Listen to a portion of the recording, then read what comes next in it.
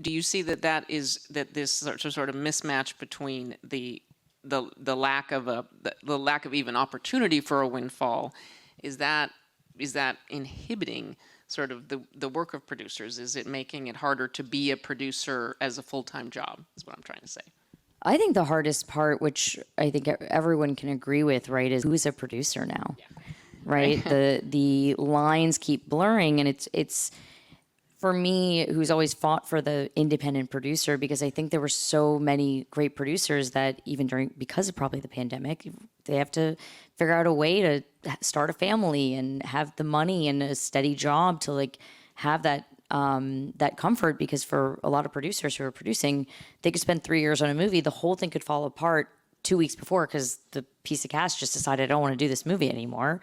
And there it goes. There's no protection. You're not getting paid anything to start. And now on the flip side, the back end is the talent wants a piece and has a production company.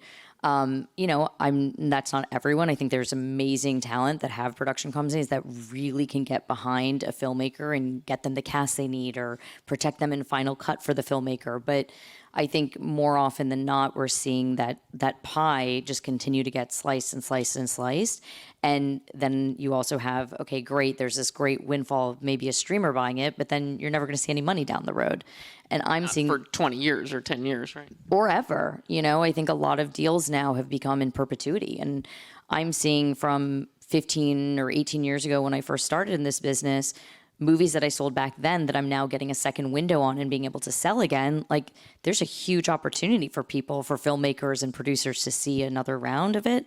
And that's just not going to happen for movies that are getting made these days. Is it an issue? And I don't mean to, emphasize greed, but is the sense of there's people were playing for a potential jackpot, a sweepstakes, whatever metaphor of a cash windfall. Is the absence of that going to change the business? Hasn't it already? I think it has. I mean, I think people are grumpy. That's for sure.